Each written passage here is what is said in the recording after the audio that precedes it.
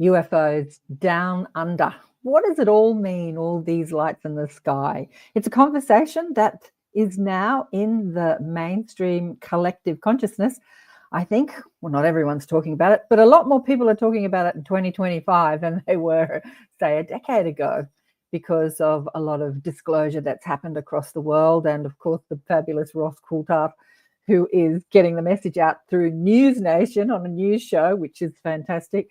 But we have a lot of activity down under, and Damien Nott is the person to speak to about that. So we're chatting with Damien today all about what's happening in our skies. Stay tuned.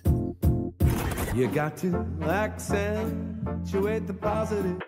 Wow, I feel good. A little bit of feel good goes a long way. You're listening to Karen Swain, teacher of deliberate creation, accentuating the positive, showing you a way to a better life. Accentuating the positive, it's not just fad, it's sanity. Who in their right mind would accentuate anything else? If you feel like that's what you want to do. G'day, and welcome to another show, Accentuating the Positive with Karen Swain on, you know it, the United Public Radio Network and the UFO Paranormal Radio Network, syndicated radio all across the globe, coming out of New Orleans on 107.7 FM and 105.3 on the Gulf Coast. It's so great to be with you all. I've got the fabulous Damien Nott here with me today, another Aussie. Welcome to the show, Damien. Oh, thank you so much for having me on. Greatly appreciated. It's a lovely cold morning. So it's a cold morning. It's Damien's in the country. He's let me tell you a little bit about good morning from Newcastle. Good morning. And is it cold in Newcastle, Sandra? And Heidi's here. Hi, Karen from Boulder, Colorado. And she says hello, Damien. And Mish is here. G'day. Yeah, so Damien's about 4.5 hours northwest of Sydney. Yeah, it's pretty cold up there, and a place called Dunedoo, which I think it's a fabulous name, Dunedoo. I love it. It's a great name.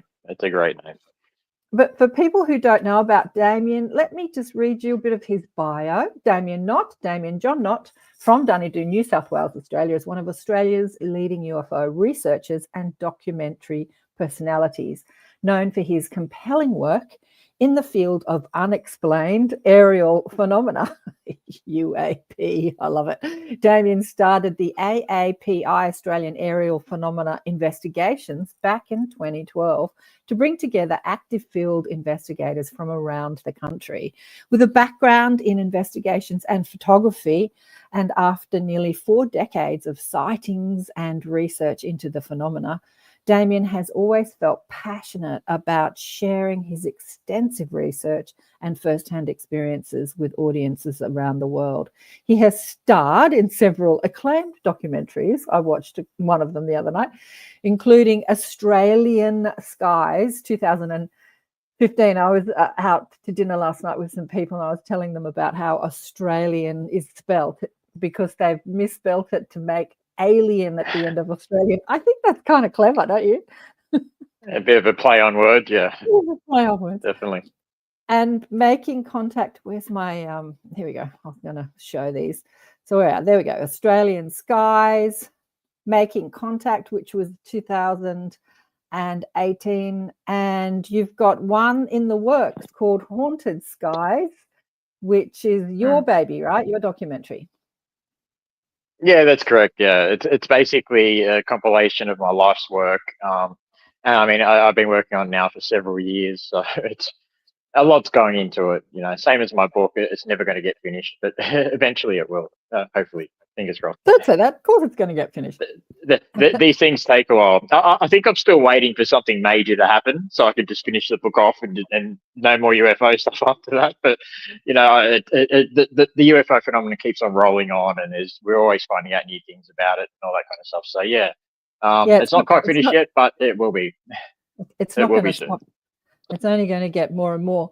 And you've been featured on other international platforms such as Ancient Aliens, the History Channel, and of course a lot of television shows, including Australian, like the Today Show here on Channel 9, which is really interesting that the mainstream has contacted you about this sort of stuff, because the mainstream tended to sort of ignore it, because there's so much going on out there in the world. There are contactees. It was incredible. Do you know Preston Dennett? Have you heard of Preston Dennett? Yes, I have. Yeah, he's great. Yeah, he's a friend of mine, Preston and Dolly, and you'll have to go on their show too. The Lightgate. They've got a show called The Lightgate on this network, and he's been researching. Yeah, he's been researching contactees for years and years, and the wealth of information out there, it's just amazing. And then sort of some mainstream. I remember seeing his Facebook posts, and he comes up with cases that I've never even heard of before. And wow, the guy is a wealth of information for sure. Yeah, absolutely. And his experiences are exponential. Like, oh my God, he and Dolly. Oh my God, it's amazing. There's lots of people chatting in the chat. What are you saying? We want to get into Damien's story. G'day, way showers. Hello, way showers. Preston and Dolly, yeah. Mainstream contact. What are you saying here, Mish? Mainstream contact you and makes you giggle, yes, and asks you about your experience. I know they actually put a lot of people, like morning breakfast shows and mainstream shows like that, they put UFO researchers on. They kind of make it like a bit of a comedy skit. They make you want to laugh. But anyway, people are taking it more seriously now. Oh, they actually are. I remember when I was on the morning show and they cut to a break, and I was talking with the reporter lady, and she leaned over to me and she said, "So, do you think they're real? Are they really real?" And she was really interested. She was so interested in it. It was amazing. Then the cameras went back on and she went back into normal mode again. And but she was really interested. So there is an interest out there amongst the general public. But unfortunately, there is still a stigma attached to it. And especially in small country towns and stuff like that, where people think a little bit differently and stuff like that. And there is a stigma attached more heavily in places like this. And but you live with it. If you know something is the truth in life, you'll take it to your grave. And for me, I'll shout from the top of the mountains about UFOs because I know they're real. They've affected my entire life. And so basically they're a part of what I do and part of me in a way. So I can't really get rid of them altogether. I've tried. I've really tried, but You've had some amazing experiences, some absolutely amazing experiences. Let's start at the beginning. I think it started when you were a child. I was 9, when I saw my first UFO. I was coming home from a friend's place, and I was in the street adjacent to mine, and it was a big hill. So I got to the top of the hill, and for some reason, I don't know why, but I looked up, and there was a red ball above me, probably about 20, 25 feet maybe, probably about the size of a basketball, a little bit bigger. And it was moving. And when I would stop, I had my skateboard under my arm, and I was ready to go down the hill on my skateboard, but this thing just got my attention. And whenever I would move, it would move too. And when I would stop, it stopped. So, and this happened for about, not long, maybe about 15, 20 seconds or something. And then at first I wasn't freaked out or anything. And then all of a sudden something hit me and I was like, this ain't normal. And so I ran the rest of the way home, and I remember jumping. I was so excited in a way, and I jumped the balcony and ran up to my mum who was cooking dinner, and I was late, and I got in trouble. And I said, but no, I saw something. I saw a light. It followed me. And my mum said, no, it was probably just a plane, an aeroplane. So even at that age, I knew what an aeroplane was. And so I was like, no, it wasn't an aeroplane. So I sort of started looking for, not to prove it wrong or anything, but to prove myself right. But I had seen something. So I started looking in, the library, Blacktown Library, the school library as well, trying to find out information on what these things were. And then I found out, other people have been seeing them for a very long time. So it got my interest. 3 years later, I had a sighting with my half-brothers, and we saw the same red light coming down. And then it got chased away by a blue light and a green light. And they were going vast distances across the sky, stopping, then going this way. And they were chasing this red light around the sky. Then they all went off in the same direction and disappeared. We watched this for about 15 minutes. My father even came out and saw them as well. So, so it was a big thing for me, having other people seeing it as well. So that really, really launched me into, okay, there's something to this. This is freaky. There has to be some kind of meaning to this. Why did I see this? Why is this happening? And so, yeah, it launched me into the last, nearly 40 years of trying to find out what the hell these things are, So, yeah, so that was my first two sightings when I was younger, and that sort of got me right into it, Did you have any captured my interest, put it that way. Did you have any like downloads or intuitive knowing as a 9-year-old boy about what you were not seeing? really. Not No, really? I didn't. No, nothing like that. I had some strange experiences when I was a child. Some would call it psychic experiences or weird experiences like that. But Don't call them woo-woo, they're true. no, like real intuition on what these things are or anything like that. But I do, and I've always had, especially with certain types of the balls of light, the BOL phenomenon, I do get a sense that I know them somehow. I don't know how or why. Yeah, I do. I know how or why. I can't explain it. It sounds crazy, I know, It but doesn't sound it's crazy, true. You're talking to somebody who speaks to the Galactic Federation all the time. I speak to multiple ET consciousnesses, and they've been overseeing planet Earth. They were the creators of planet Earth. They've been overseeing planet Earth, and they're here more intensely now than ever before because we're going through an exponential shift in human consciousness, and they're here to help us do that.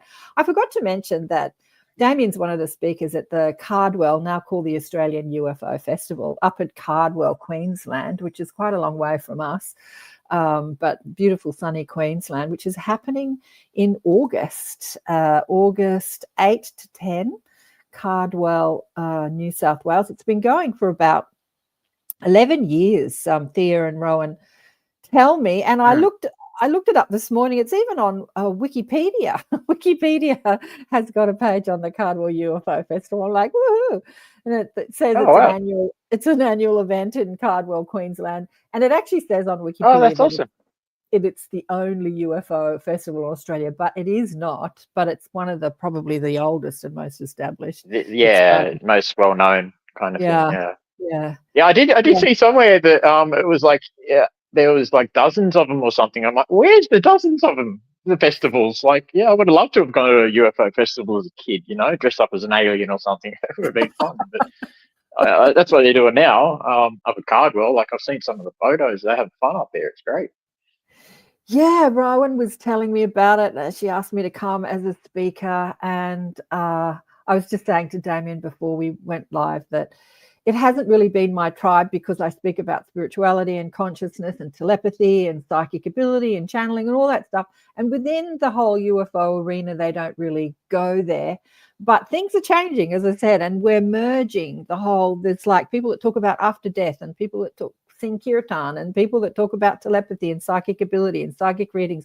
There have been all these separate little camps, but they're all coming together under the banner of cosmic consciousness, if you like, or quantum consciousness. Like, we're merging it all. And so I wanted to sort of address that to the gang up there at Cardwell and see what happens. To see what happens. I think Thea said that about 5. Yeah, I think it would be boring if everybody just spoke about UFOs. So it's good that you're speaking about something different that people can actually, latch onto and understand. And it's not spoken about that much. So it's good. It's good you're speaking about that, about consciousness and all that kind of stuff. Because I do believe that it has something to do with whatever this is. Our understanding of consciousness. And once we do, if we ever find out what these things are, who knows what our consciousness could expand, who knows what could happen, it's just, but yeah, it definitely has something to do with this phenomenon, and our understanding of it, but things happen slowly, as things don't happen overnight, but they do happen eventually. Well, they happen slowly in the collective because we've got to break people out of their hypnosis and their paradigms. And there's a collective consciousness, and it's like a fast-flowing river, and you dip your toe in it and you get swept up in it.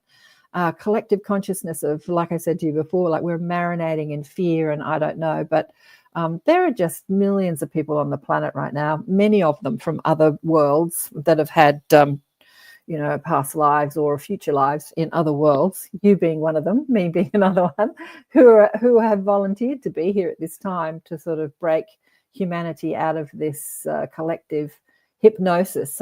Someone who I had on the show, Samuel Chong Chen, said it's called the River of Oblivion, or they've called it the Veil of Forgetfulness. And to remember that we are connected to a galactic family, to the cosmos, that we're not separate in the universe. I find it really hilarious when people say, are we alone in the universe? It's like, how can you look up into this immense night sky and see this multiverse and say, are we alone? It's like, it just seems crazy. Yeah, Anyway. well, it's exactly. I agree 100%. And it's also, we're not just alone out there. They're here as well. Absolutely. They're all around us. They're all around us.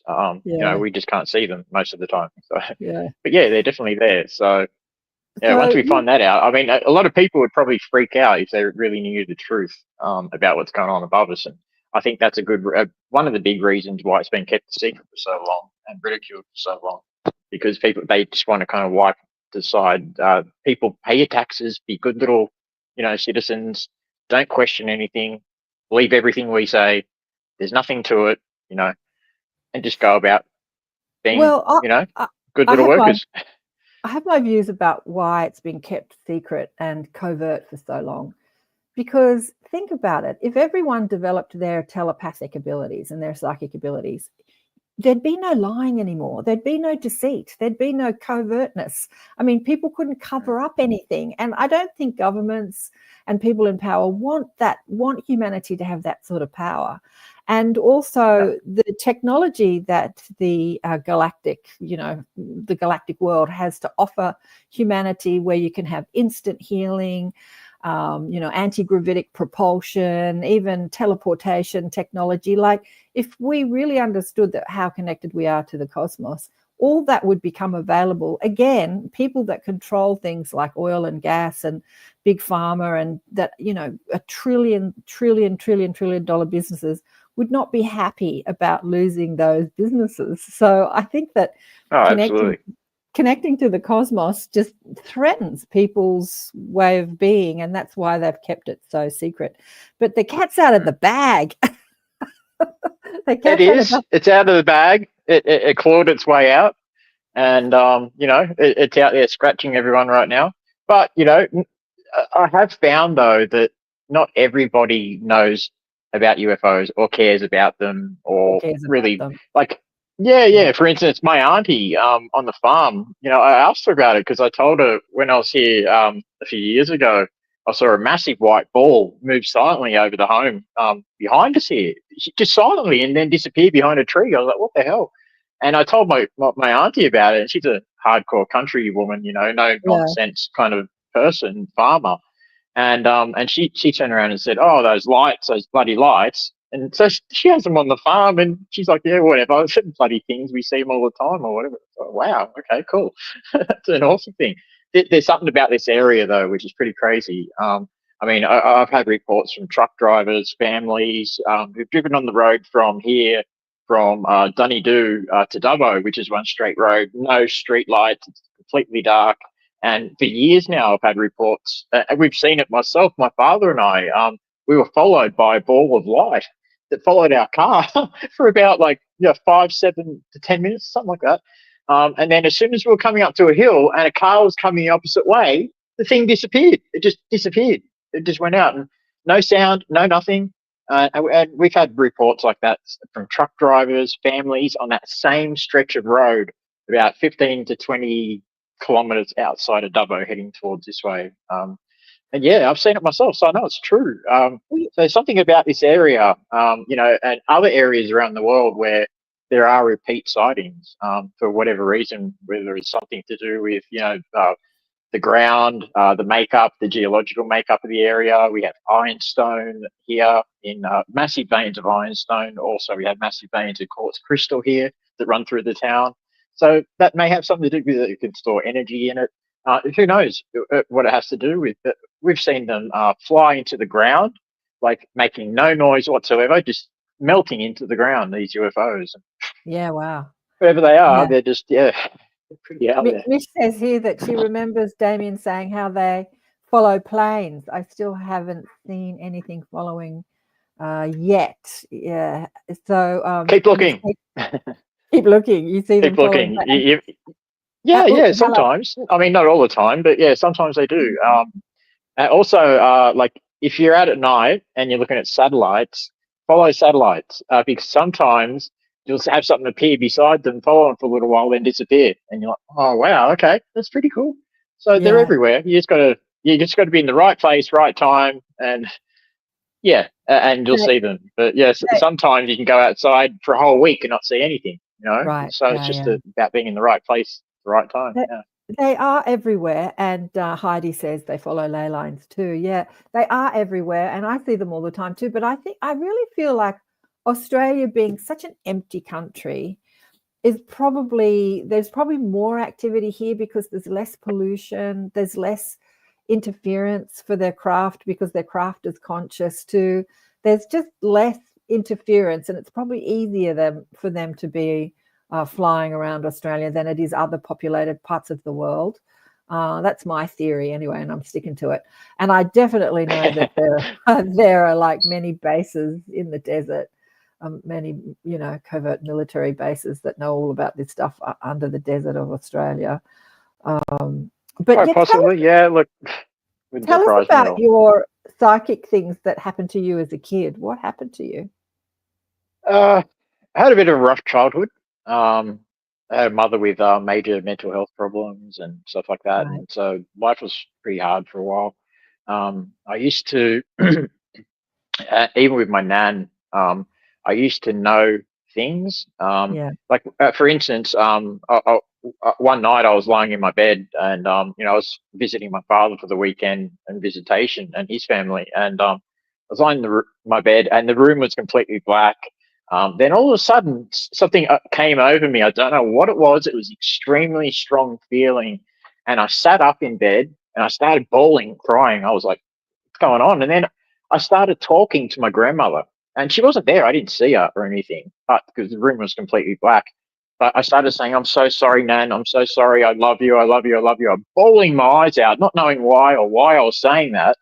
I hadn't seen her in a little while. She had emphysema, and she was pretty ill the last time I saw her. And then all of a sudden, I just lied back down, went back to sleep. Everything was normal. Anyway, the next morning, about 7:30 a.m., I got a call from my grandfather saying your nan passed away last night at about 9:30, which was the Yeah. time that Yeah. I had that experience in the room. And I said that to him. I said, I know. I said, I know. And it kind of freaked him out a little bit. He didn't know how to take it, me saying, yeah, I know. I know. I sensed it. I felt it. It was the most insane knowing. And I've had a few things like that in my life growing up, things that have actually saved my life as well, Yeah. where I've thought one thing and then gone another way, and then something bad has happened to other people who went that way or did something, and I didn't get injured or I didn't get hurt or whatever because I had a sense not to do something. Yeah, it's happened so many times in my life. It's not just that. I see weird things too, not just like UFOs every now and then. I see like I don't know what you call them, ghosts. Yeah. Ghosts that look like normal people, like Yeah. real people. Mm-hmm. Like you could physically touch them. And I had one at Borkham Hills when I was living with Mel, and I walked past the front door, and the flash screen was, just closed. And so I looked out, and there was an old man, a short old man, and he was walking really slowly to the front door. And I thought, oh, wow, okay, who's this bloke? I've never seen him before. And he was wearing like 70s clothes, and he had like a little patch thing here with pens sticking out of his pocket, like they used to have the nerds back in the 70s or something, 60s or whatever. But he was an older dude, and so I walked to my room just to drop something in there, walked straight back to the door because he was nearly at the front door knocking, and he was walking really slow. And so I thought, okay, I'll just drop it off and come back and let him in, And I was gone for like 5 seconds to the room before I went back to the door. Yeah. He was gone, completely gone. And I went outside. I looked down the road. I looked that way in people's yards. He was gone, completely gone. And that's happened a few times with me. It's really strange, but I've caught other things on video, like hanging above me at night. What you would call like big veiled glowing things that sort of hang over me and then stare down at me. In one video, I'm talking to this thing. I got my eyes closed, and this thing's looking, this ghost thing is obviously communicating or something to me. I'm communicating with this thing, going. You can see my lips moving with my eyes closed. Anyway, this thing then just goes whoop, flies off into the wall, and it's gone. And they're really strange. So they apart from that, like they don't talk to me. These ghosts or UFOs, aliens, they don't talk to me. They do. They never talk to me. They don't. No, but they don't. I don't remember it. And they don't say, "Hey, Damo, we're here for this reason or that reason," whatever the case is. But they seem to like talk to other people, but not me. So I don't know. I'm left out of the loop. So it's a little bit frustrating. I have to tell you something, revealing this on live radio. And you have the same abilities as Preston. You have the ability to astral travel. The other night, after I had watched Alien Skies, I was up in my bedroom watching the second Alien Skies with Liam. And I shut my eyes and I saw this dark figure in my third eye. Like I didn't see it standing in my bedroom. I saw it in my third eye. And I'm like, who is that? And it was you. And I'm like, he's like projected his consciousness over here because we had some communication earlier in the day. So I don't know if you were asleep during that time, but your astral form was like there in the room. I couldn't see it with my outside eyes, but I could see you with my physical eyes. I'm like, so you do know how to do all this stuff. It's a talent. It's a talent. Yeah, I wish I could do it all the time, but I don't remember doing it. But hey, you'll have to speak to Preston and Dolly. Preston will tell you a few things. Both of them are conscious astral travelers. Their consciousness is active both in their out of body experience and like there's no forgetting for them. Do you know what I mean? Like when they're out of body and they come back into body, they have clear memory of where it's like we had memory of what happened yesterday. That's for them. It's like what happened last night.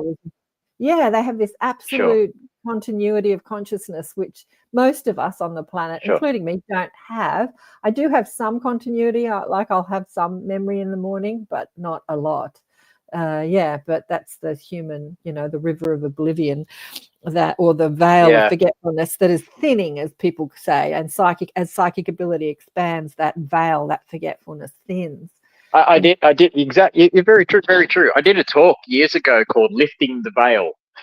So, and it was basically lifting the veil to show the truth, and it's a kind of similar sort of thing. I remember my mum telling me a story.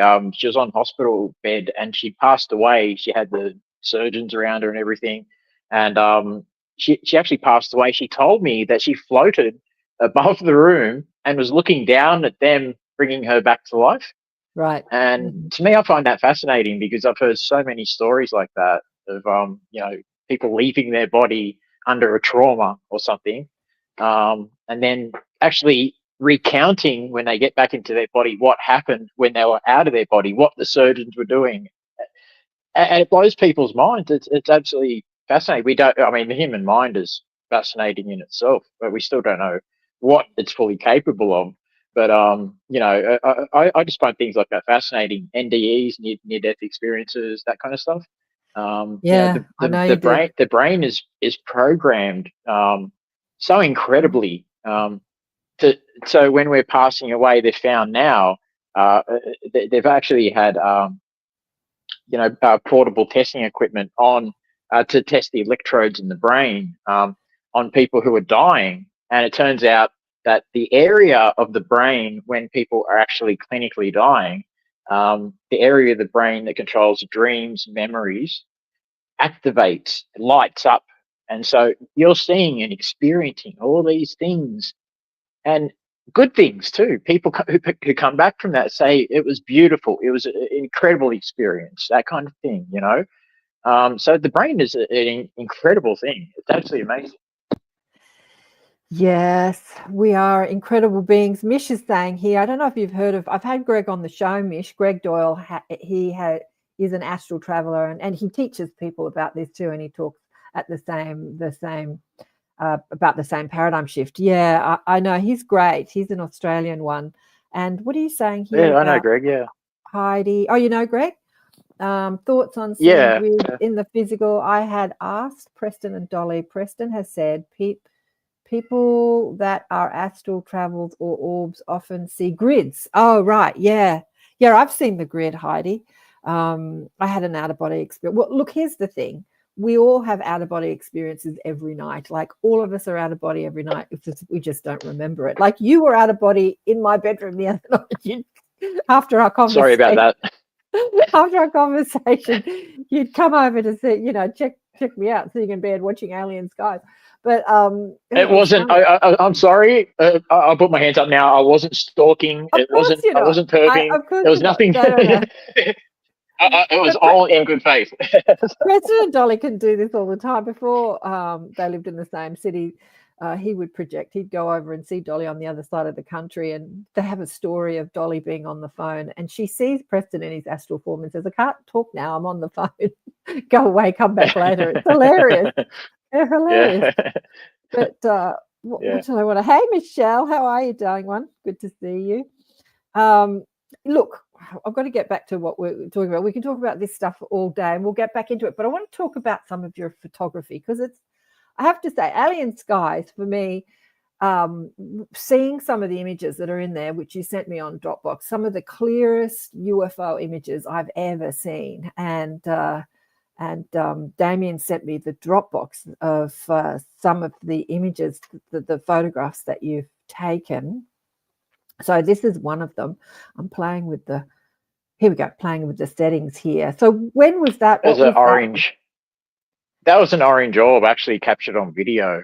That's a snapshot from a video. This thing was above the house here in Dunedoo about 4 years ago, I think. And it was dancing around doing its little thing, and then just blinked out and it was gone. So I'm lucky I got a chance to capture that one. But yeah, I mean, I've had a lot of luck with these things. I don't know why. We've had this thing where wherever I move, I tend to see them wherever I move. Yeah. We've had them escort us outside of when I left town 12 years ago here. I stayed here for 10 months 12 years ago. And when I left town, we were escorted out of town by a white ball of light. And I think I sent you the photo of it. And it was in the field right next to us. And then it would come up to the car, then back off and come up and back off. And that's the one. Yep. That's the one. And that's the one. And there's another one where it's much closer. You can actually see a tail on it as well, showing it moving. It was actually incredible. And it came up to the car so close that my mate freaked out, and because he'd never seen one that close before, he freaked out and he's like veered into the next lane with oncoming traffic coming. And thankfully it was a country road, so there wasn't many cars, but it freaked him. That's the one there. Yeah. It freaked him out. It was coming to the car, then going back out to the field, then coming back again. And it was just bizarre. It lasted for about a good 3 minutes. And this is literally 5 minutes out of Dunedoo, like heading up to Taree. So, I mean, it's pretty crazy. I've seen them everywhere I've gone for some reason. And they tend to stalk me sometimes, like, I guess you could say. But yeah, I haven't. My sightings have gone down a fair bit because I haven't been well for a while. I got this bone problem and stuff like that, and so my health, has been suffering. So I don't really want to see them anymore because I figured, they made me sick. So yeah, I don't think that's. But yeah, I still see it. I still see them. But if you look at this photograph, I've just zoomed in here. You'll see the one with the tail, but you'll see another little one underneath. Do you see that? Yeah. A little orb underneath.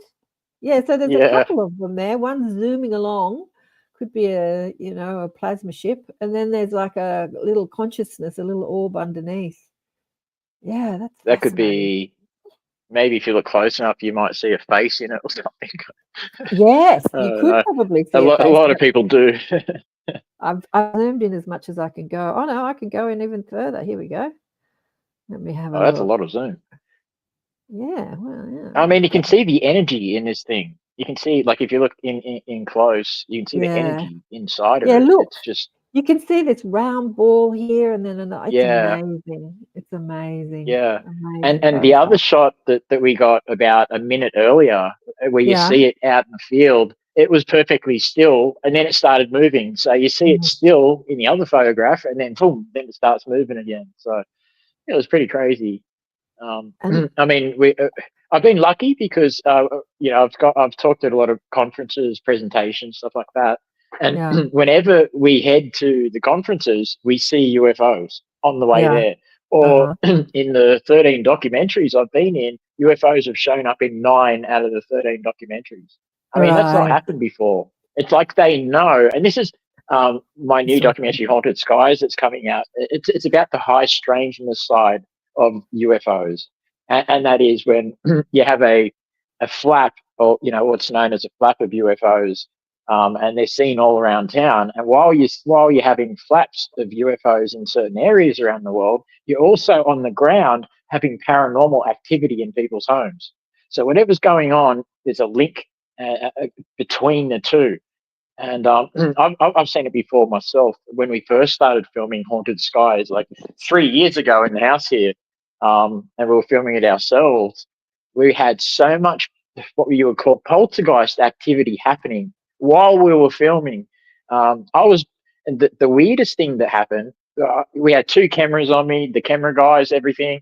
I'm getting interviewed. Then all of a sudden, I felt a pinch on the back of my neck, and I'm like, "What the Mhm. hell?" So I said, "Sorry, guys, hold on a sec. Look, my hand is covered in blood, and I mean not just a little bit Really? of blood, blood everywhere. Or something had bit me or scratched me on the back of my neck while I was being interviewed live on camera. Like, and that's Wow. happened once before in a poltergeist case in England where he was being interviewed and he got scratched live on camera and bleeding. But whatever this thing was, it was like a needle that went through. There were scratches around it, but there was a needle mark that went right through it, hit an artery or something because the blood wouldn't stop. And over a period of about 3 or 4 days, it kept like bleeding again. Then I'd destroy another shirt because it'd get covered in blood down the back. It was really bizarre. We were having explosions happening in the house, like guns were going off. That's another thing that is known to correlate with poltergeist phenomenon, loud bangs. I mean, so much crazy things happening. It was just so I just thought, okay, maybe they don't want me to make this documentary. Someone doesn't want me to make it, so we put it on the back burner for a while. So that's why we're getting someone else to make it now. So, but yeah, just crazy things like that happen all the time, eh? And I mean, it's interesting. It is interesting, and I mean, Mike Williams, the gentleman I know, he's a friend of mine. He's looked into my case now for about 14 years or something, and he's seen a whole bunch of phenomena with me as well and experienced stuff too. And I think it was back in 2013 or 2014 after I moved to Taree, and we're at a place called Tipperary, which is south of Taree and inland a little bit, and it's just mountains. And there's this one area. It looks like it's all these like pine trees in this area, and there's a farm down below. And this farmer, and it looks like a meteorite sort of thing because there's all hills around, a big hole in the middle. Anyway, this farmer lives at the bottom, and he's been seeing balls of light for years and years and years, like really strange things. And another farmer family who lived just down the road from this area moved out because of the balls of light. So we were there, and the first time I ever went there with Mike, and we're talking, and my mate Lance went off to the van to grab something, and he's gone. He didn't see it, but this light appeared over my left of my shoulder, like a tube of light. That's the best way we can describe it, because Mike was about a few feet away from me, talking to me when he saw it. When it just appeared over my shoulder, hovered there, and went flew into the ground like that, incredibly, just and gone. And I jumped up in the air. Mike jumped up in the air. He was like, "What the was that?" Yeah. And I was like, "I have no idea. That was really strange." But coincidentally, we believe that incident, because they give off some type of radiation, these things. After that incident, I started then having bone problems. After that, I started losing teeth. I started all weird things started happening after that. So the incident that happened 5 years ago, when they found out that I had a rare bone disease, they said that you've had that for a long time. So that probably going back to 2013 when I had that incident with, with that UFO going into the ground right next to me, kind of thing. Like I could have touched it with my finger. That's how close it was. And Yeah. so the UFO that I saw, 6 years ago when I was with Mel, and I started having seizures a week after it. My dog started having seizures and stuff like that, and then I found out about the bone condition and stuff like that. That was, I thought that was a bad thing, but I would not, if that didn't happen, I would not Exactly. have found out that I had this bone disease. So for Exactly. whatever reason, it actually helped me. So, but for a Absolutely. while now, for a long time, I wanted nothing to do with it because I figured they're trying to take me out. That's exactly what I thought. Anybody would think that. Yeah. But when you put two and two together and realize that, hey, no, this has happened before, and I probably, like the specialist said, I went to the best professor in Sydney, one of the smartest minds, Professor Bruce G. Robinson, and he believed that the burn on my arm is connected to the bone problem. So, Right. I didn't tell them about it was a UFO or anything. I don't want to go down that route because they'll think they'll think you're nuts. But yeah, it's Yeah. a Well, crazy thing, this whole UFO thing. that's exactly what I'm getting as I'm sitting here listening to you speak. My guides, who I reverently call the mob or blissful beings, who incorporate many galactic consciousnesses, are saying we didn't cause this problem. The problem was caused because, as I said to you before, you're a hybrid being, and a hybrid being means that they've tweaked your DNA. And when they tweak your DNA, it means that your psychic ability can come online more powerfully. But it does, like I've met many hybrid beings, that it does cause a few problems in the physical structure. And the bone problem was always there, but that incident gave your attention to it so that you could. Yeah, it made me aware of it. Yeah, Made you 100%. aware of it. Didn't cause it. It made you aware of it. And they're also saying that rather than going down the allopathic route, you could use sound healing and energy healing to even asking them to help strengthen the density of your bones. You can even go into your pineal gland and change the DNA with your consciousness to strengthen the density of your bones. There's all sorts of things you can do. I've done it on myself. Damn. I've healed cuts I'm gonna try that. instantly. Yeah, like yesterday or the other day, actually. I must have bashed my hand doing something, moving something, gardening, I don't know. And I ignored it, like it really hurt. And I went, ow. And then I just ignored it because I just kept. And then later that night, I'm pressing my hand and I looked down and I had this massive lump on my hand. And I went, oh, damn. So I just went into meditation and do what I do with my healing and thanked the lump for, bringing my attention to what I had done to my hand. And just put love and gratitude and light. And I just literally watched the lump go down in front of my eyes, and no bruising. The next day it was completely gone. So healing is very possible. We just have to develop our consciousness. And I think that your ET mob are like really, trying to show you how powerful you are. Sure. Yeah. Well, yeah. I mean, they So did help me. Did you take your? For some reason, my earbuds have stopped working now. Yeah, your earbud. Now let me turn you up a bit. So I'm going to put it on charge. Oh, I didn't mean to mute you. Sorry. I'm playing around with Can you still hear me okay? Yeah, I'm just going to turn your mic up. Edit mic setting. Let me just turn you up a little bit so that we can hear you without your earbuds. Talk to us. Hello, Excellent. Hello. Yeah, there we go. I've just turned you up a little bit. So Vicky's here. G'day, okay. Vicky. How are you? And Vicky says, awesome. I met Angie at the beach yesterday. You were talking about Angie. She had incredible orbs and UFOs over her home. Also, she had a pink orb and she had love written inside the orb. Really? I have never seen an orb with a written message. Have you, either of you, Karen and Damien? Look at the way she spelt my name. Love you, Vic. Have you ever seen writing inside an orb before? I haven't. No, I haven't, Vicky. No. Oh, which? Have you? No. No, that's pretty cool, Vicky. Like, what did it say? Like, what actually love. Did it say? What did you see? It said love written inside the orb. It sounds like Damien. That's pretty cool. Oh, Leslie's here. Hey, Leslie. Leslie says, sounds like Damien received an implant. You do have an implant, which you speak about in Australian skies. Do you want to tell us about it, your implant? I do have something in me. I don't know what it is. I've had it since I was a kid, and I used to ask my mum about it. It's just under the collarbone right here, and it's basically a small piece of, I don't know what it is, but you can actually pinch it to the top of the skin and feel it. And it's got sharp ends on it for some reason, and when you pinch it, it actually hurts. But one weird thing about it, I didn't think much of it. I thought it might be a calcium thing, or a build up of something in my body. Turns Yeah. out, a few years ago, about 6 years ago or something, I had an RF meter, radio frequency meter, and I was using it. Mel was filming, and I had a probe attached, and I had the probe directly on this thing, and the meter was going crazy. So it was giving Oh, off really? intermittent radio signals coming out of this Wow. thing. I got it on video. It's pretty crazy.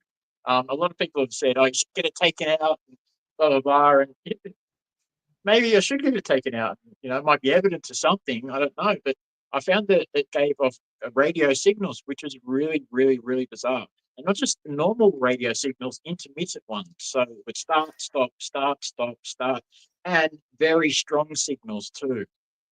No, I tried it one other time, and it never worked. It only worked that one time. So Oh, I've really? now bought myself a new higher powered RF meter with a probe on it, and so I'm going to record that on video and try and get it to happen again. So yeah, so whatever it is really strange. I don't know what it is. I put Yes, I, you I do. put it to the back. Like I- I'm going to people have ask you asked this me about it question. before. Why don't you get it I'm, taken out?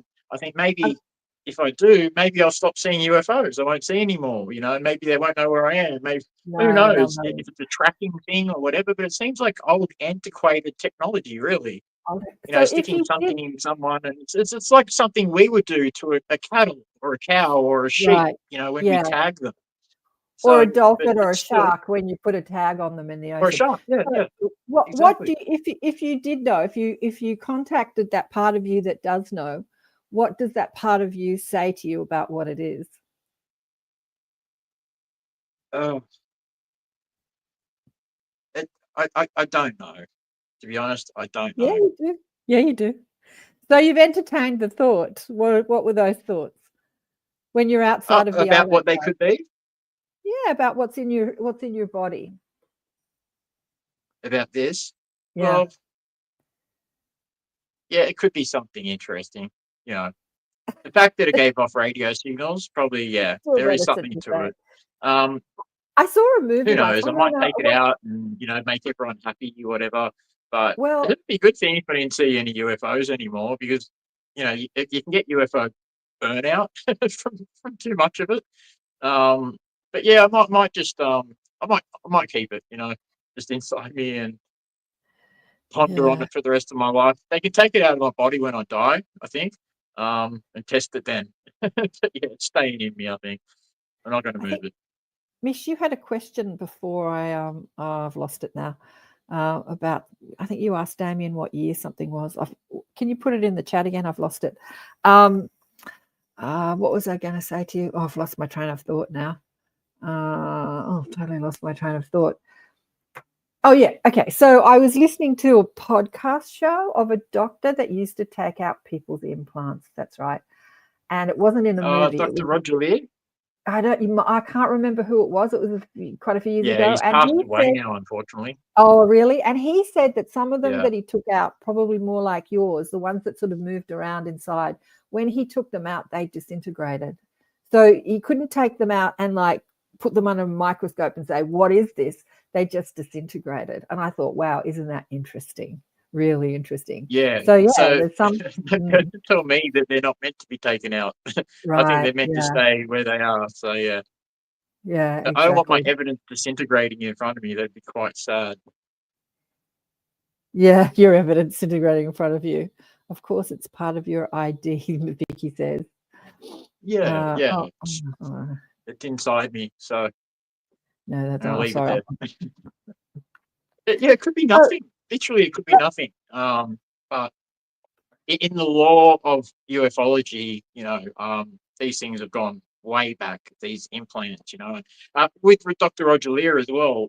Some of the ones that he would take out would give off radio signals as well before they were taken out.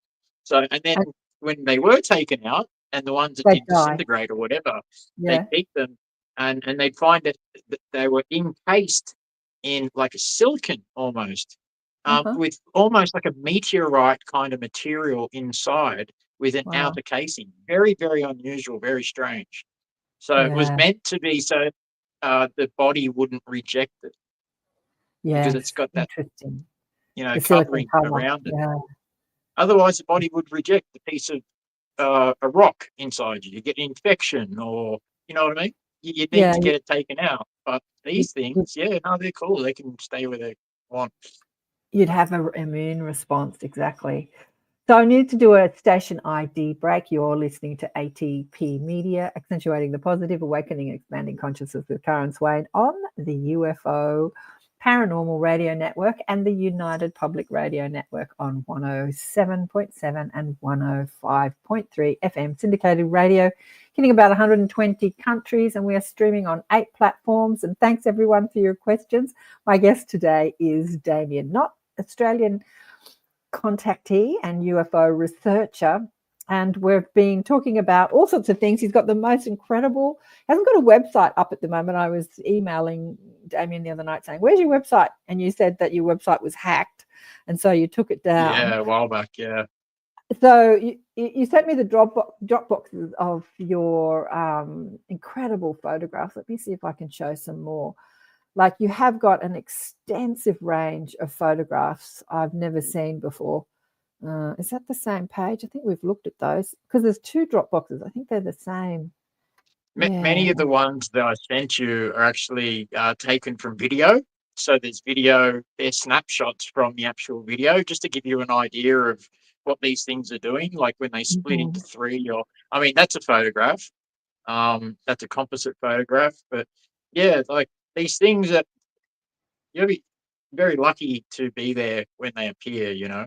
I've seen many of them, and I've never been able to take a photograph of anything. Mind you, my phone hasn't got the best It's not as camera. easy as what people think. Like people just think, oh, why isn't it clear, crystal clear? Why, you know, that's what everyone thinks. It's like they want, and if it is crystal clear, you still can't win because people think it's fake, that you faked it, CGI or whatever the case is. So you really, it's a hard field to sort of put your foot in and keep your foot into it, because everyone wants to rip you to pieces because either it's not good enough or it's too good, or so you just can't win. So just keep doing what you're doing and capturing whatever. And you know, I've been just very lucky. You know, I've had, I think 48 cameras over the last 13 years that I've used to, you know, show what UFOs look like under different conditions, different cameras, what insects look like, what bugs look like, what birds look like,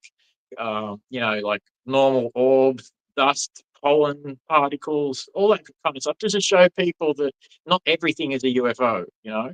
Because a lot of people will take a bunch of photos, and then one of the photo they'll see a little streak of something or a little black thing, and they'll be, oh my God, I've captured a UFO, and blah, blah, blah. But it turns out it's an insect close to the camera, or it's a bird, or it's moving quick, something like that. So, you know, it earned me a lot of haters on the website doing that. But I figured that, you know, it's being honest and open and showing people that, hey, not everything is a UFO, but certain things are, like these. These things are, these balls of light, especially, I find fascinating, because nowadays we don't see sources as much. I've seen, I think, maybe 2, definitely 1, but maybe 2 sources in my whole life since I was a kid. And one of them was actually invisible. And I was up at doing a conference up at the Hyatt, I believe, a paranormal conference. And after I finished, I went out onto the balcony. We're about 7 stories up. And I was interviewed for, I think, Making Contact, the documentary. And so, and after they interviewed me, Rob Friedman had this big rig set up where he had multiple cameras on this one tripod. And so one of the cameras he had was a $72,000 military grade thermal camera, which he brought over from Canada. Anyway, so I was like, oh, wow, you know, I was a kid in a candy store. So he said, oh, do you want to have a look through it? Of course I do. It's a $70,000 thermal camera, yeah. So we're 7 stories up on this balcony at the Hyatt, looking out over, all these high-rise buildings in the middle of the Gold Coast, everywhere, and the ocean right here. And so I'm looking through this thing, and the very first thing that I see is an old school flying saucer just sitting there with the tiniest little dome on top, not a big dome or anything, little thing, really Wow. long sides, rounded edges, and a flat bottom. And I kid you not, I thought they were playing a trick on me. So I reached around, I thought they had a sticker or something on the other side of the lens. So I started trying to feel it, and there was no sticker there. All of a sudden, I'm watching this thing, and it starts moving out towards the ocean between buildings. I'm just like, oh, what? And I said, is this recording? And I gave it to Rob, and Rob's like, oh my God, he's looking through it. He's like, you could see it was recording. The red light was flashing, and we watched this thing, recorded it, going between buildings. It was invisible. You couldn't see it. There was about 15 people out in the balcony, all with regular cameras. Nobody could see it with the regular camera, but with the thermal camera, it was giving off a heat signature. So it was reflecting the sunlight, the photons. And so what's happened is this thing's gone out. We filmed it. We thought it was the best footage. It was like they knew I was talking about them, you know. I just did a 2-hour presentation on UFOs, come out, and here's one of the biggest UFOs I've ever seen in my life, sitting there, like watching the conference at the Hyatt almost, So we filmed. About half an hour later, we're all thinking we've got the best UFO footage in history, and incredible footage. And so they'd come up to my hotel room and gone, you're not going to believe this. And I've gone, oh, they looked dejected. They didn't look happy at all. And I was like, oh, no, what's happened? And because we get a lot of this with UFOs, they play around with the cameras, they play around with electronics, the memory cards fail, all sorts of weird things like that. But anyway, they come up to the room. They look really, really dejected and sad and everything, almost crying. And I'm just like, okay. They showed me what happened. And the video recorded only the audio, but not the video part of it. And that's never happened before on this $72,000 thermal camera. So some electrical interference, and you can hear it. You can hear us talking on the video and everything. Going, oh my God, that's incredible UFO. But there's electrical interference. You can't see anything. All electrical interference. So it recorded the audio, but not the video, which is strange as anything. Very unusual. Wow. So we're kind of a little bit peeved off because it was would have been a great bit of footage, But Absolutely. not much to do about it, unfortunately. Mish says here, I love this, Mish. Everything is a UFO until it's identified. It is, right? What does it stand for? Unidentified flying object. Like everything's unidentified until it's identified. Good on you, Mish. Yeah, absolutely. But when you develop your telepathic abilities, your psychic abilities more, because you have them and you use them, you're just not used to using them. As humans, we're so used to using our where am I? Put myself back on camera. Here we go. Yeah, I found with psychic abilities, you can't just turn it on like a tap. I found with psychic abilities, it happens just randomly. No, you can turn it on like a tap. You can turn it on and turn it off. As somebody who teaches this stuff, the thing is that when I started doing healing workshops and expanding my field when I was in my 30s, I was overwhelmed with what I was perceiving, and it was stressful. It was really stressful because I could perceive a lot of stuff, and it was stressful being a human. But you have to learn to sort of it's under our command, like you can turn it on and turn it off. If you're feeling too much, you can bring in your field and say no, or you can just command it to stop, or you can turn it on. I find that when I'm reading people, it's off most of the time when I'm out in the public because I don't want to know what people think and I don't want to feel people's pain and their fear and everything. Forget that. But when I'm in front of a person, would be crazy. Oh, yeah, there would be so much information coming. It's crazy. I couldn't deal with that, really. It's crazy. But you can just turn it on and off at will. Absolutely. So when I'm in front of a person and I'm there to help, it just automatically turns on. It's part of the intent to merge your consciousness with some other, so you can understand who they are and how they feel and be inside them. You become one. You sort of, that unity happens. But yeah, on this planet with everyone, criticizing and judging and hating each other, you don't really want to be one with everybody, everybody's human consciousness. But yeah, No, you can turn it no, on it and drive off you again. crazy. Like too many crazy people out there. Yeah, Yeah, yeah, too much. I remember watching the show Media years ago. yeah. And she used to touch things and get a feeling and a knowing. That innate knowledge and knowing. Yeah, yeah, I feel that with the UFOs sometimes. Like I know what they are, but I don't. exactly.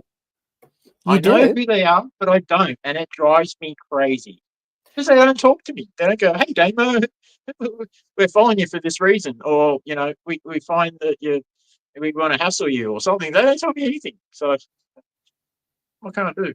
Maybe I'm not crazy in the head or that crazy that I hear voices. I don't know, but I do want to hear these voices. Like I want to know the answers. That it's been like since I was 9 for 37 years now. I've wanted the answer, and I kind of realized that maybe in my life I'm not going to find the answer. I think that this phenomenon itself it remains secret and it remains hidden in a way hidden for a reason. Otherwise, they'd be everywhere. Everyone would be seeing them all the time.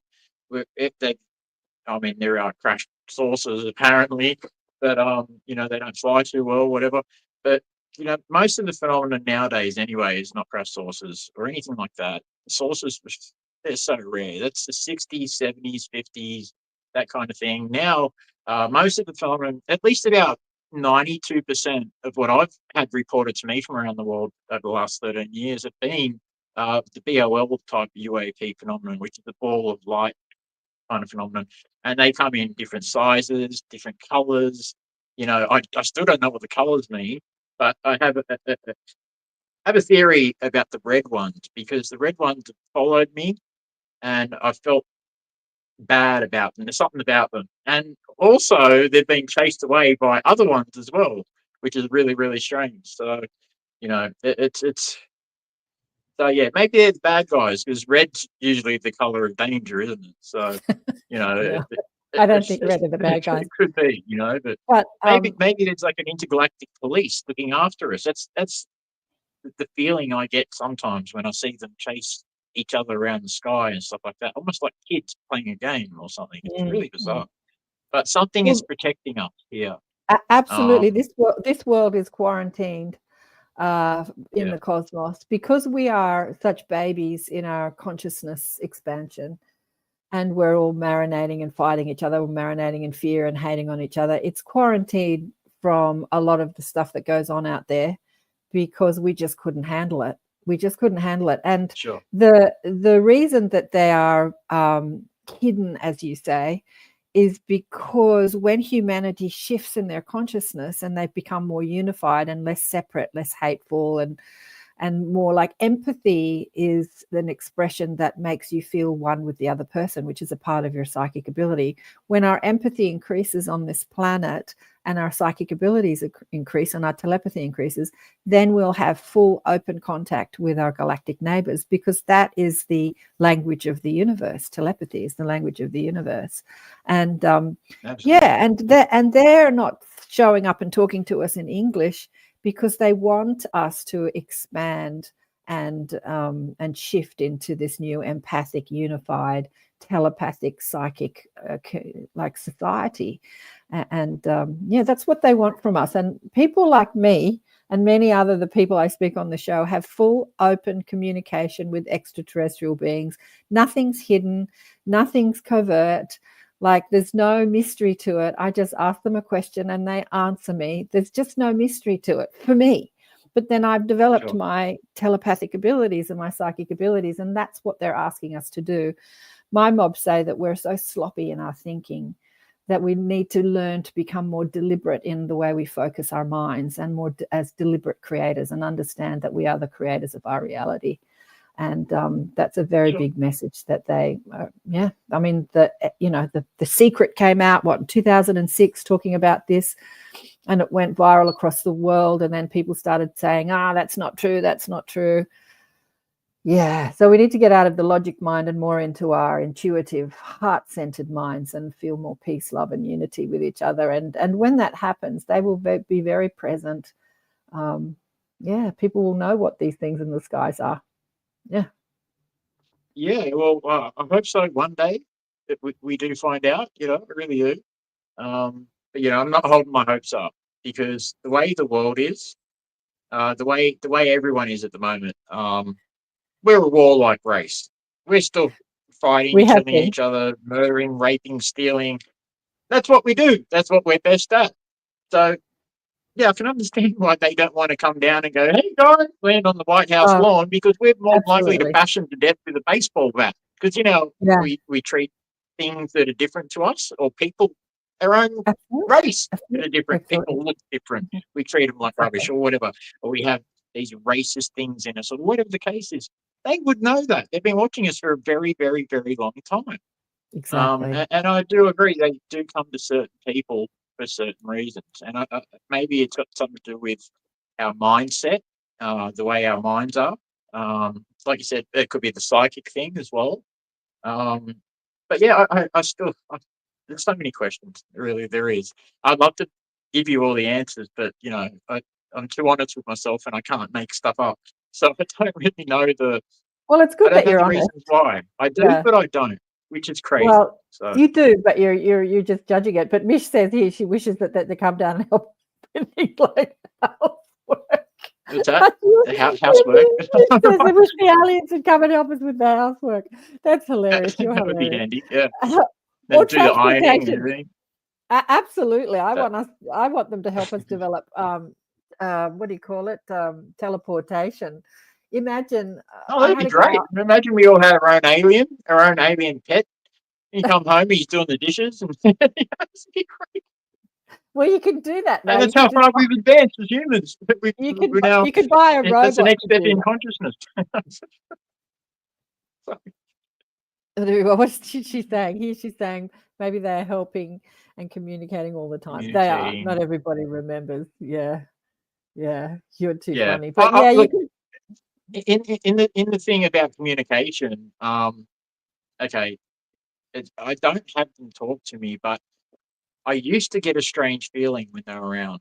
Mhm. Before they'd come around, I used to get a weird feeling, like an intense anxiety kind of feeling. Okay. Mhm. And then I'd go outside and there'd be something in the sky, or there'd be something about to show up or whatever. And it would happen so many times. And I'd also bring, if I was with someone, like my ex-partner Mel or whatever, I'd say, "Look, come out now, quick, come out." And she'd come out and we'd see it. How do you know? How did you know that? I do it in front of so many people, my father, my brothers, friends, family. Like it's really strange. It doesn't happen so much anymore. I've lost that weird anxiety thing about them. I think they've used me up enough, and maybe they're just sick of me now. So I don't know. It's crazy. Yeah, I don't think you've It's just lost nuts. it. It's just that you've been focused in other ways, like like what you give to your attention to expands, and sometimes when we take our attention off, like it sounds to me, you haven't done an interview like this for many years, right? It sounds to me like you've been getting on with your human life, and you've been focusing on other things, and Mm. yeah, and where you put your focus is, where attention goes, energy flows. But you can turn it back on as soon as you want it to. Like if you start focusing in that direction. I remember I thought about that, about my psychic abilities. I thought one day, gee, I haven't heard from my spirit guides, who I reverently call the mob, for a long time. Maybe I've lost that connection, was the thought. And as soon as I had that silly thought, bang, they were back there, because I was focusing in that way. And then they said to me, don't be ridiculous. We're not going anywhere. It's like you haven't lost us. But yeah, it's just where energy goes, where your focus go, energy flows. Yeah.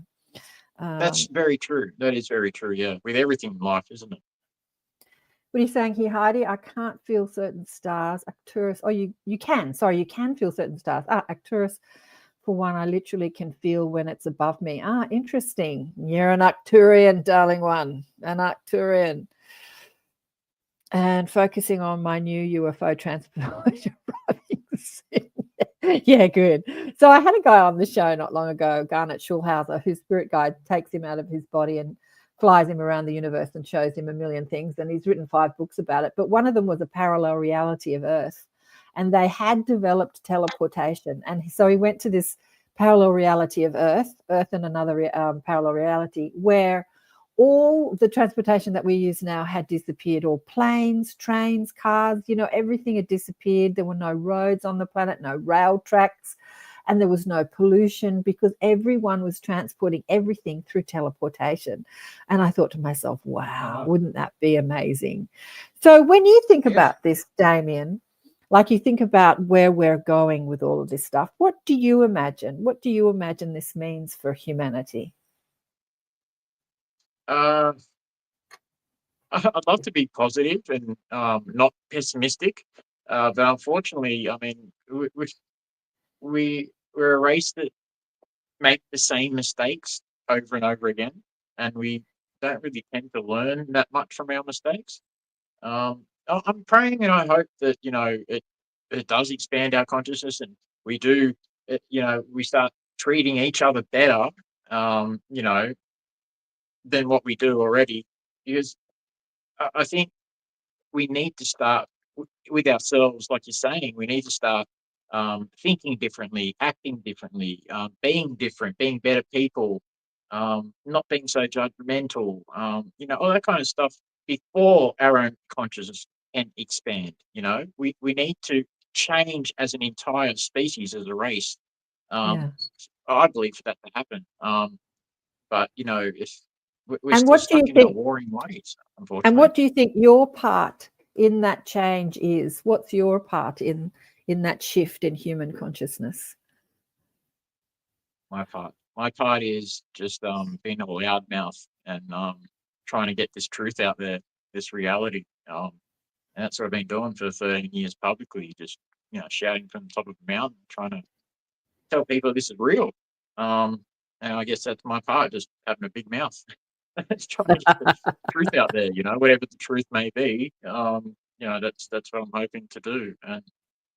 And I mean, in life, with anything, if you speak the truth, then you're honest and open about anything, you can't go wrong. And it's the same thing like with the whole UFO phenomenon. I know it's true. I know it's real, and I know what I've experienced is true and real as well. It's not like some crazy thing that I've imagined, because your cameras can't pick up crazy. I mean, you could see things, but your cameras can't also then see the things. That means your camera's crazy too. So I'm kind of lucky that I've had a lot of witnesses around me, and I've captured a lot of footage with the witnesses and stuff like that. So I think that the knowledge that we're not alone, and once that filters out through the world, I think that'll be an incredible thing. Yeah, Scary for some absolutely. people, maybe. They used to think back when they did the awesome World's War of the Worlds on radio back in a certain place in New York City, and people went crazy and they were fleeing to the mountains because they thought UFOs were coming. And that's part of the reason why they've kept it a secret for so long, because they don't know how humans will react. They thought it would go against religions and people would, go crazy and stuff like that. And they kind of did in a way in this small part of New York where this play was held. And on radio, people actually thought that the aliens were coming over the mountains to kill them. And so, they were packing their bags and taking off and packing up all their Ford cars or whatever, getting the hell out of there, And so, it's. I think nowadays it'd be a bit different, because I mean, religion's not so much a huge thing anymore as what it used to be. And Oh, a lot of no, people have it turned is. away. Religion's still a huge thing. Religion is huge.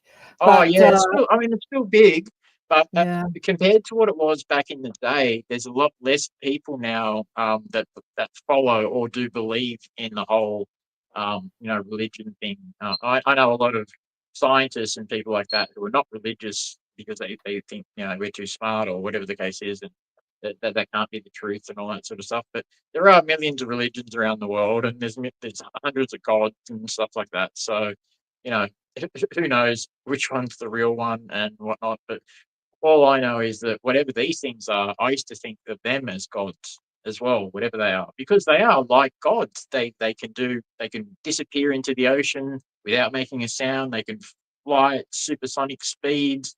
They can do anything. and also there's the telepathy part of it too, where they can talk into people's minds and put people at ease and stuff like that. I mean, that's incredible. We should call it technology or not, but it's amazing. It is fantastic Yeah, what they can do. it's mental technology, isn't it? It's having Yeah, full deliberate conscious ability over your mental capacities. Yeah. So listen, you're going to zoom in to the Cardwell, the Australian UFO Festival. What are you going to talk about at the festival? Are you going to show all your images at the festival? I mean, yeah, I might show some images and videos, and I got a lot of new videos that no one's seen in the public yet. Some really good ones, so I might show a couple of them. Yeah, I'm going to basically talk about Haunted Skies, which is the documentary coming up. I'm going to talk about High Strangeness, which is known to be associated with the UFO phenomenon. And so I'm going to go into a bit of depth about that. As with the poster for Haunted Skies, it says Haunted Skies as above, so below.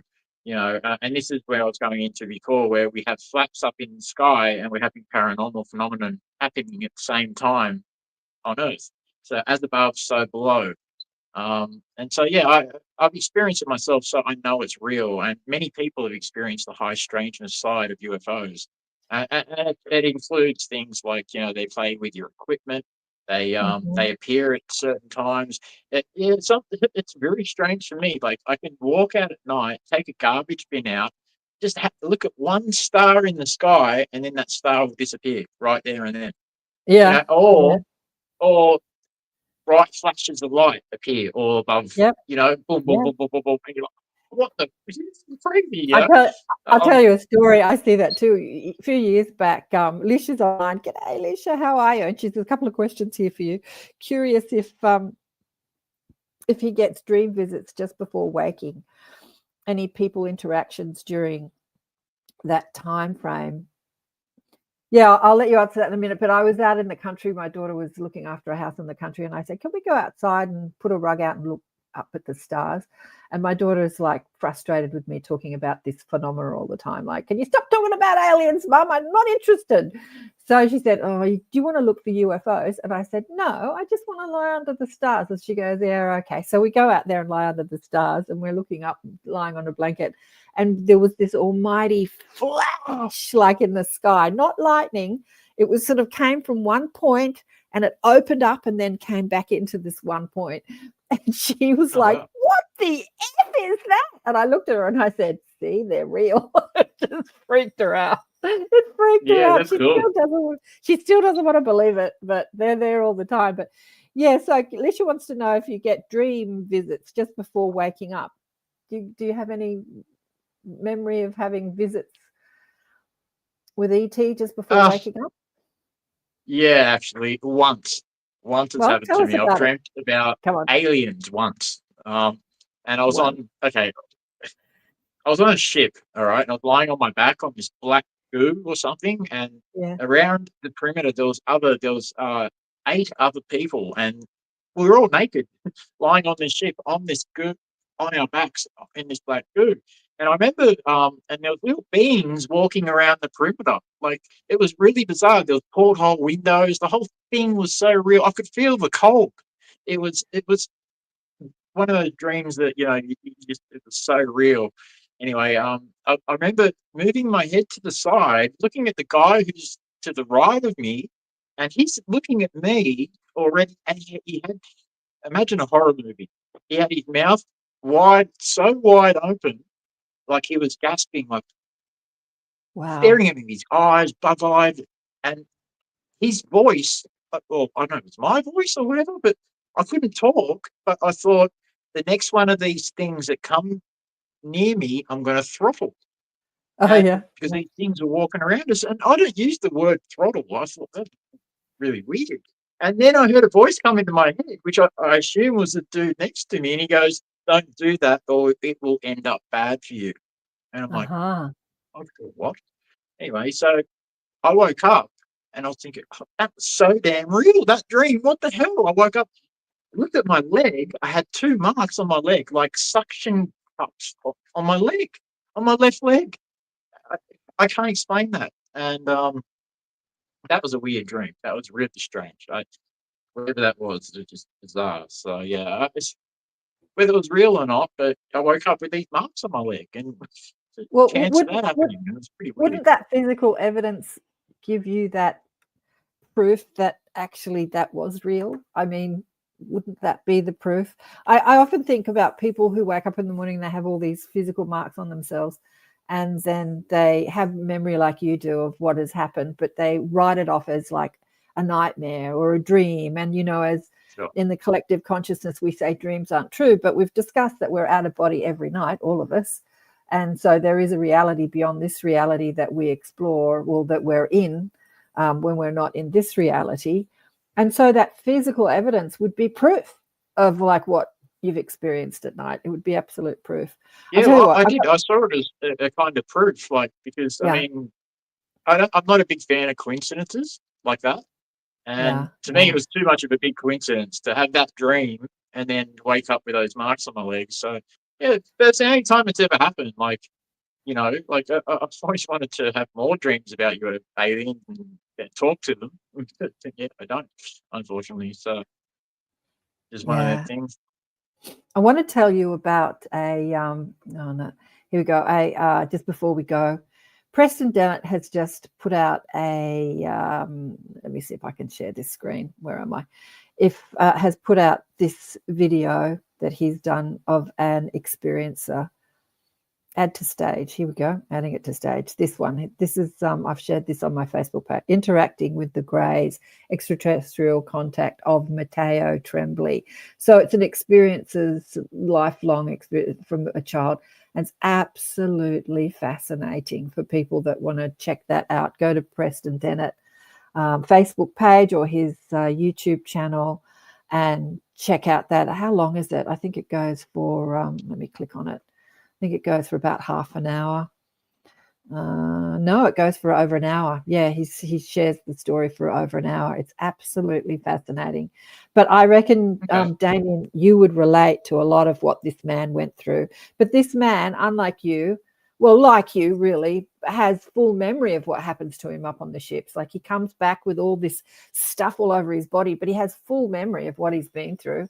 It terrifies him, but he also, like you, he's terrified, but he also says it was a scary experience, but ultimately it worked out for the better, and because good things happen from it. So it's a really interesting account, and Preston shares it really beautifully. Yeah. Well, I'll have to check it out. Yeah, for sure. Is that on Preston Dennett's Facebook page?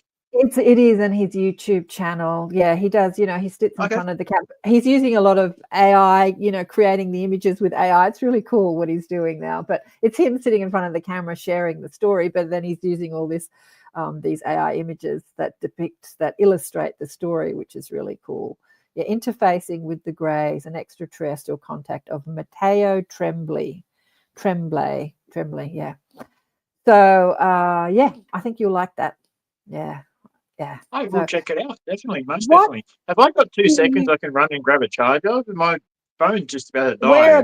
We're about to go. Is there anything? We've got 7 minutes left. Is there anything you want to share? Tell people before we go. Yeah, UFOs are real. Weird stuff happens, and hopefully in the future we'll find out what these things are, and and hopefully it'll be a massive awakening for humanity. Not just some people knowing that they're real and other people not knowing, and I want everyone to know, so that the stigma disappears. And it can be an open discussion had without people thinking you're crazy or that kind of thing. That's my aim in this whole thing. I mean, look at me. I'm not like the world's top bloody thought leader or anything like that. I just understand humanity. I do know that we need to change, and I hope we change for the better. But I am a little bit worried for the world at the moment, because I do know that UFOs tend to show up in droves before big things happen on this planet, i.e. wars, famines, stuff like that. Going back to the dark ages, they've been known to show up during times of turbulence, this kind of thing, and they're coming here a lot at the moment for some reason. So, and I don't think it's a coincidence that we're about to be plunged nearly into World War III. So I'm praying that doesn't happen. But you know what I mean. We're humans, so that's what we do best. So Yeah. it's terrible. The So world is many people chaotic. dying needlessly, and The it's world just is sad. It chaotic. really is. I just hope that the information, it won't be us against each other anymore. It'll be us and them. I think it would bring the human race together more. So we're not alone in this universe. We know we're not alone. There's other things out there that are incredible and mysterious and beautiful. So it's not no longer humans versus humans. It's humans on the side of other humans, and those guys there, and they're separate. Whether they're good or bad. But I think there's good and bad in the whole universe. In humanity, in UFOs. I believe not all of them are good. Unfortunately, I'd love to believe that. But my own experiences myself have shown me that there is something else to the phenomenon. There is a dark side to it. And there's many cases out there where they've attacked humans, they've done all sorts of different things. And so there is some of the phenomenon which is nasty and some of it which protects us. And I'm happy with the guys that are protecting us, for sure. Yeah, for sure. I saw this meme on Facebook. I want to share it with people, depicting current situation in the world. I thought it said it beautifully. Let me see if I can bring this up. Expand it. Here we go. He's this guy sitting in the rain because we've had so much flooding, so much rain in the world. So here's this guy sitting in the rain, trying to eat his soup while there's explosions and greys running behind tanks. Look. Okay, please tell me this is AI. Tell me it's AI, please. Of course it's AI. Look, the grey alien Just in the back. a grey running out of an explosion. That must have been one of those crash sources that they're talking about.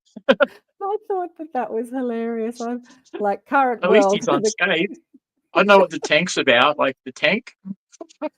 Well, that would be the war in Israel and Gaza, wouldn't it? And then the explosions, they're all trying to kill each other. And they've forgot to put people rioting in the streets. And here he is sitting in the rain trying to eat his soup. Anyway, I just thought that was hilarious. It says it all, really. It's like, this is planet Earth. Can you imagine the ETs not wanting to be here while we're doing that to each other at the moment? Darling one, it's been beautiful. I can imagine the ETs watching that video going, I'm staying away from that place. With those explosions and tanks. Yeah, I think that Planet Earth is the best sitcom in the universe, honestly. I think they look back and watch what we do to each other and have a good old laugh. I really do. Thank you so much for being on the show. And I look forward to your talk at the Cardwell UFO Festival, the Australian UFO Festival in Cardwell in August. And Desley had a quick question. Maybe we can answer. We've got 2 minutes left, Desley. She wanted to know, oh God, I've lost it now. I did bring it up before. What did you say here? She wanted to know, do you feel that ETs cannot make direct contact as frequency will harm us physically? You know what? I feel like we'll harm them physically because our frequency is so off compared to their frequency. But yeah, I would imagine some. Yeah, well, we're a lower vibration than they would be, right? Mm.